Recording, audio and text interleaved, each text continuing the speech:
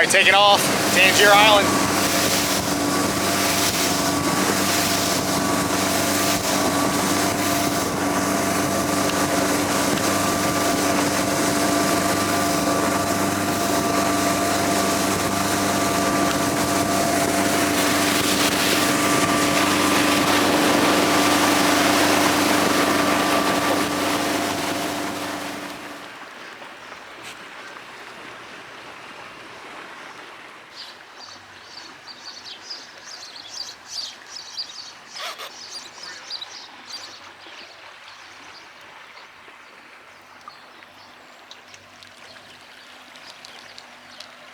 What's up guys, Chris VA Travels, and I made it. I'm out here at Tangier Island, a little island out here in the middle of the Chesapeake Bay, and yeah, it's the one you've probably heard about, the one they say is disappearing. And yeah, booked another ride with Tipsy Charters. It took about an hour to get out here. We left Windmill Point, and yeah, just gonna do a walk around, show you the sights, give you a little bit of history on the island. So yeah, pulling in, and see a lot of crab pots. A lot of oystering goes on out here, and a lot of houses on stilts.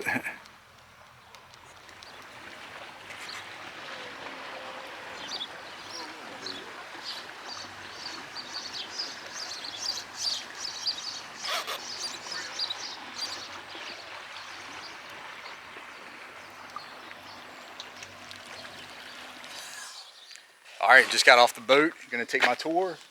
And yeah, one plus about taking a private charter is that I got to bring my bike, speed things along. And it only took an hour to get here as opposed to 2 hours if you take the official Tangier boat.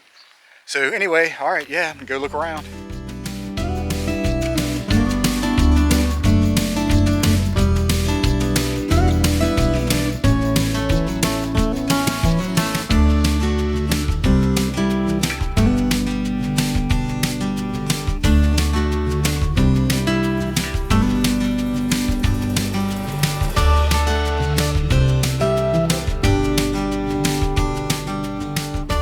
Okay guys, I just rode through the main drag. It looks like kind of the business district, all the restaurants, places to hang out.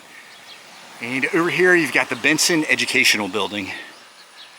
And it says to the glory of God, Mariners Chapel, 1870 to 1899. Pretty neat.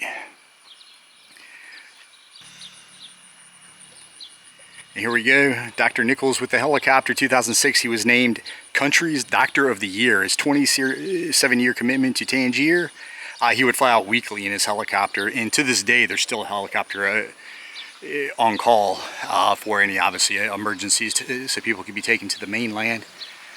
Yeah, just to let you know, they get their power. There's a line running under the channel, under the Chesapeake to the mainland.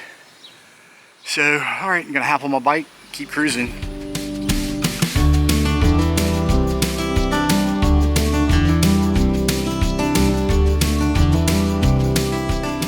So not too far down over here you've got Jim's gift shop. Jim Daly was born 1921, and you can pause, read the little bio on Jim, and here's just a small gift shop. Closed right now. I think about 11 o'clock is when this place really opens up. It's 10:30 right now. Another plus of booking the private charter, I've got all the time kind of sort of that I want, or I've got a lot more time. Oh, check it out. Yeah, there have been a couple floods where the island was completely submerged. And over here, a couple memorials, veterans, World War I and II. A lot of Pruitts, Landons, Moores. Oh, Crockett's. Crockett's are a big family here on the island. And they were one of the first settlers as well. Swain Memorial Church, 1900. And erected by the citizens. Okay. And you're going to see graves all over the island, buried in people's yards. So some more veterans. Yeah, pretty nice church. And let me walk up here, read these plaques. There's the post office, and pretty neat. Class of 2023, and I believe there's just a handful of students. And the school here goes K through 12. Here comes the kids on bikes. Yeah, like I say, graves everywhere. Let me read this.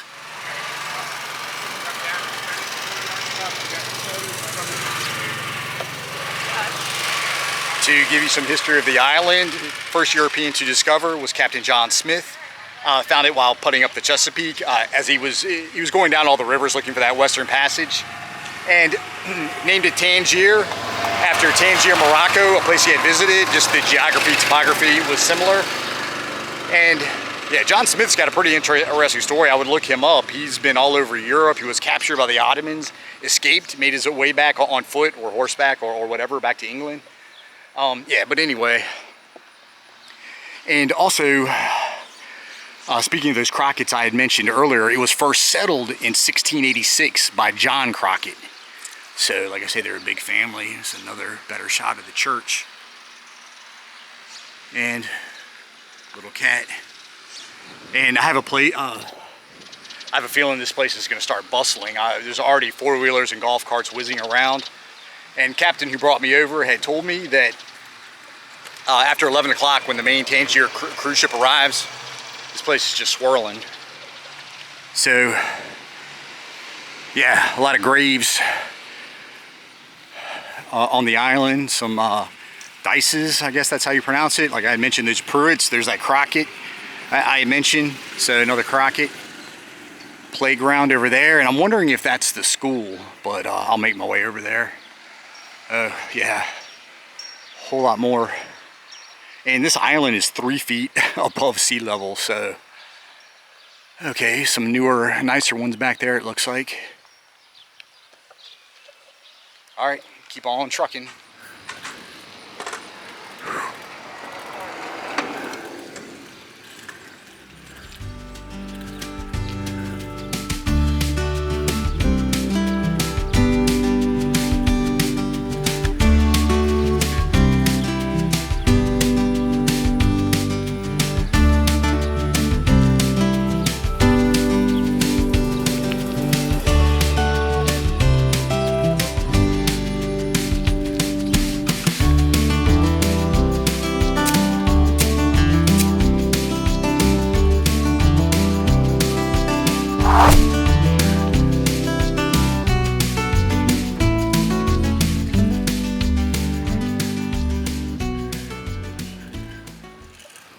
Tangier Combined School, like I say, K through 12.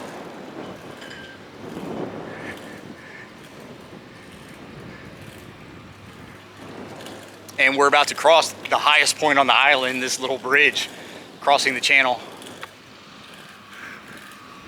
I hope that four-wheeler doesn't come this way. Nope.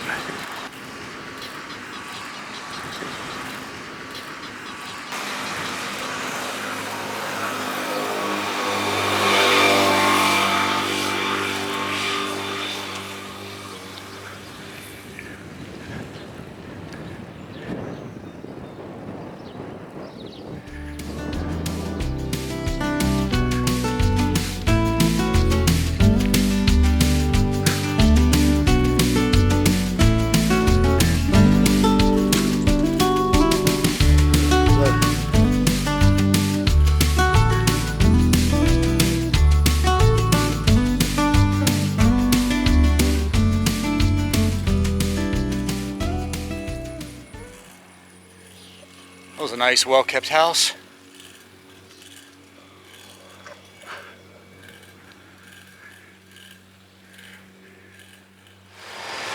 All right, kind of off the grid. And you're gonna hardly see any cars. There's a few, but it's all scooters, four-wheelers, like I say, golf carts, bicycles. Some marshland right there, lady walking her dog. Oh, and there's the runway, small little airport here. Turn around, gonna head toward the residential area.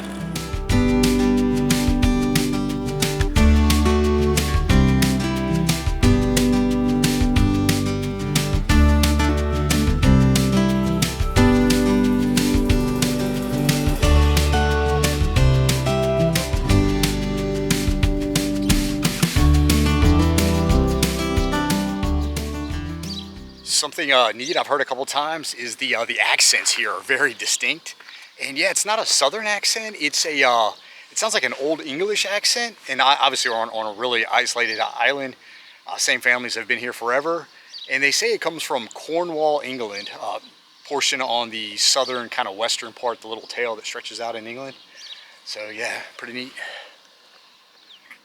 And yeah, looking over this channel here, this marshland, a couple bridges, and I've seen a couple guys fishing, going up and down this thing. All right, keep going.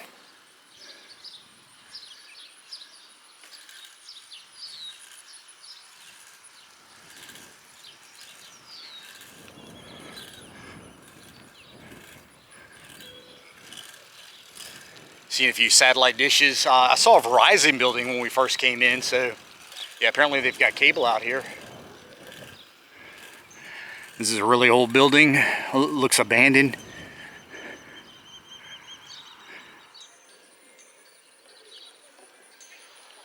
A lot of colorful houses out here. I was trying, a couple crane out there.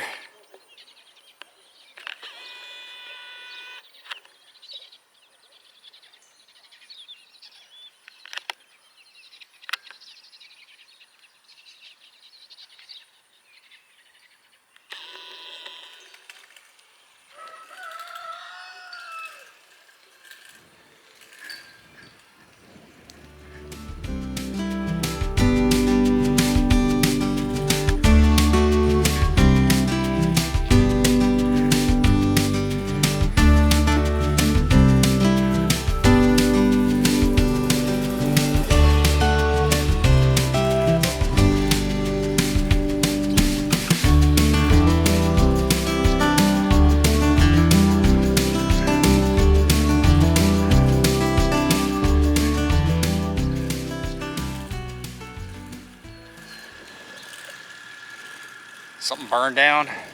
More kids out here than I thought. I thought it would be kind of older people living here. And more cars than I thought, still not a lot. And there are some serious golf carts out here. Some of them are almost like hybrids between four-wheelers and golf carts. Oh. Yeah, another satellite dish. What was that, little boat graveyard? And yeah, I'm sure you may have heard Tangier Island, erosion, it's sinking. And there were reports of it getting smaller, the channels widening going back to the 1880s. And they say within the next 50 years, the whole island might have to be cleared out. Yeah, just because of the disappearing shoreline. And you see these roads, they're just wide enough for four-wheelers, scooters, and golf carts. Pretty big house right there.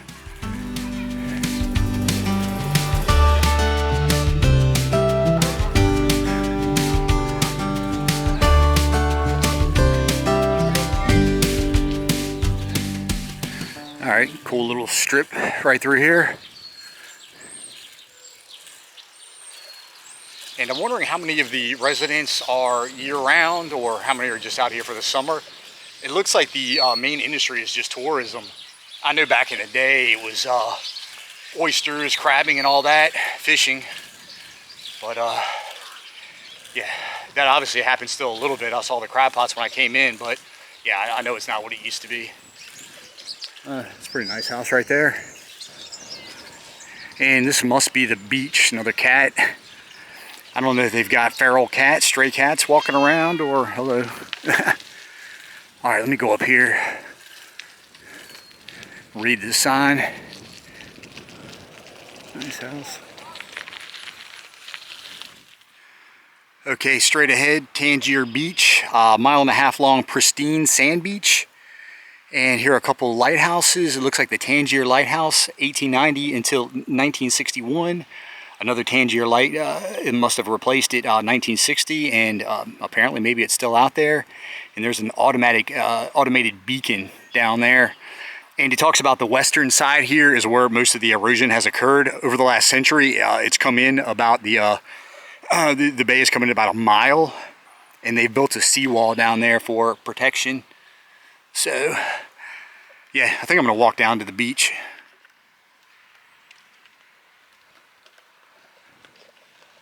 Sunken boat. I see a crab pot in the water right there.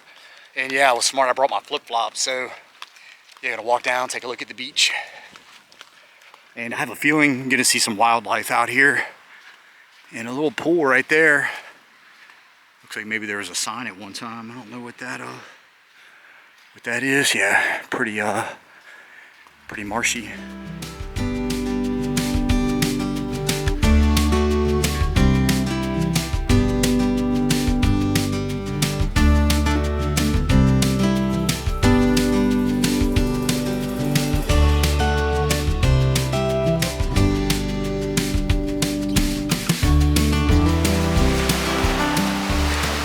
Pristine Tangier Beach.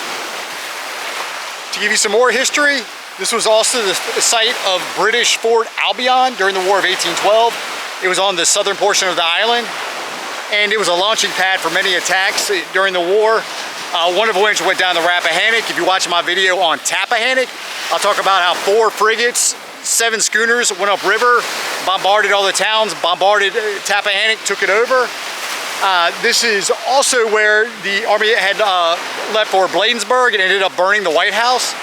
Also, this is where they headed up to Fort McHenry, where they ended up losing the battle, the big bombardment of Fort McHenry, where the song, the Star Spangled Banner came from. Yeah, this is where they left. And there's a washed up part of a boat right there. And yeah, western part of the island. Okay, and I can see a couple. You're not gonna be able to see it with this, with my camera, but the eastern shore straight ahead.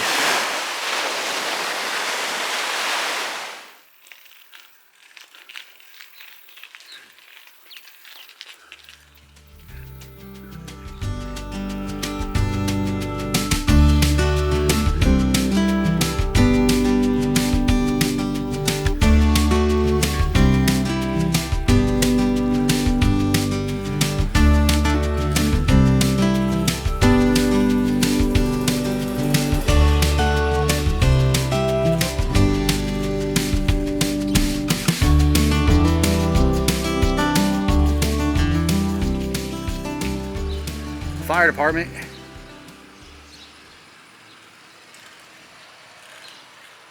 Yeah, a lot of golf carts around here. Swimming pool.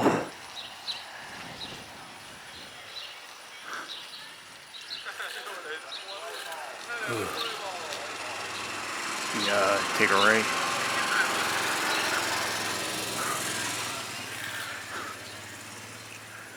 Laird.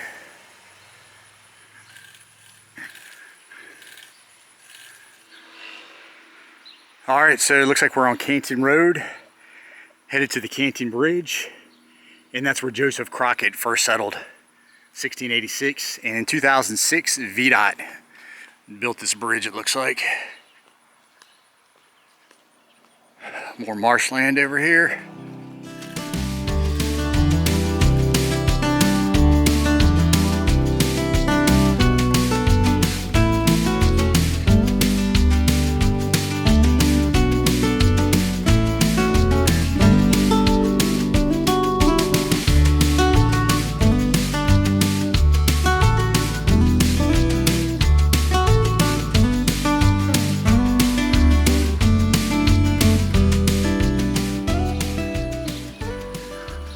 Alright, so over here, Lee's Bethel. Check this out. Lee's Bethel, and this graveyard is the site of Lee's Bethel, the island's first church. And next to it was a garden where they grew watermelon, and it would be taken up to Baltimore to be sold. Helen Jane Landon, missions home. Alright, a little winded, but gonna keep going. I see lots of Crockett's right there, that whole row.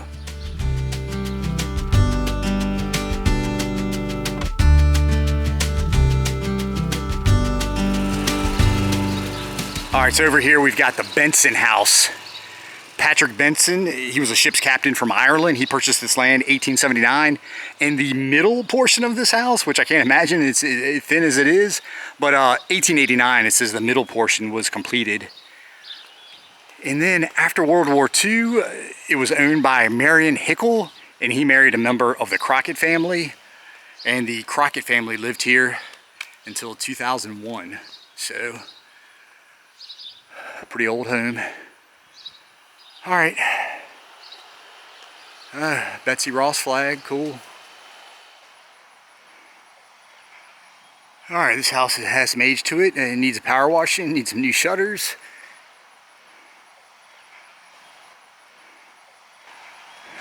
Colorful shutters, one's missing, some crab pots. And I say you've got these, oh, this is a church. New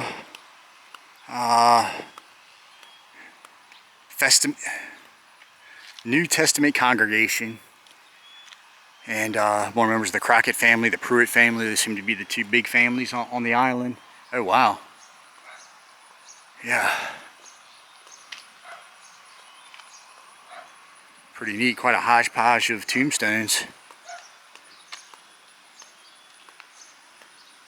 Alright, I think I'm just going to walk up here.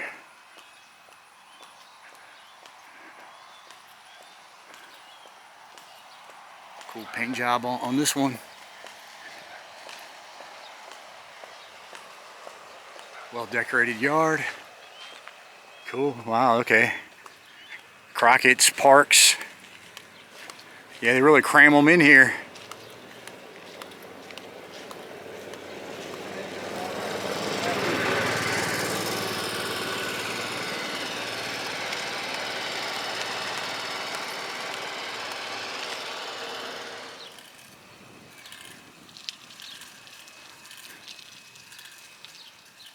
Over here, the Peter Crockett store. Here's a picture from 1958. And yeah, it says it's been featured in many photographs. It had a 2-story front porch. Oh, there's an actual vehicle. Okay, so over here, the Chesapeake House. Hilda Crockett's Chesapeake House, family style meals. And I see a light on. I don't think it's still a restaurant, but a couple bathrooms right there. So there's a write-up on it. If you want to pause and read, the famous Chesapeake House occupies 2 old island homes. Hilda Crockett opened the business 1944. Okay, there it is. The Tangier Opera House, where the first movie on the island was screened in 1908, and where the wireless station was located. That says Sandy's Place open. Okay, we're wrapping around. I think there's the, okay, I've kind of come full circle here. And down here, this is Tangier's Chesapeake House. So just, I don't think there's much to see, but pretty old house right here. And one more shot of Hilda Crockett's Chesapeake House. Yeah, there've been little prop planes coming in all morning.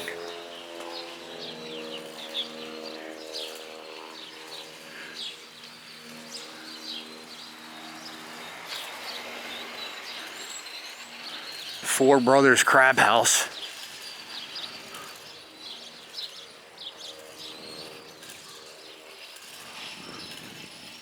Okay. Admission $3. Tangier History Museum. Okay, check this out.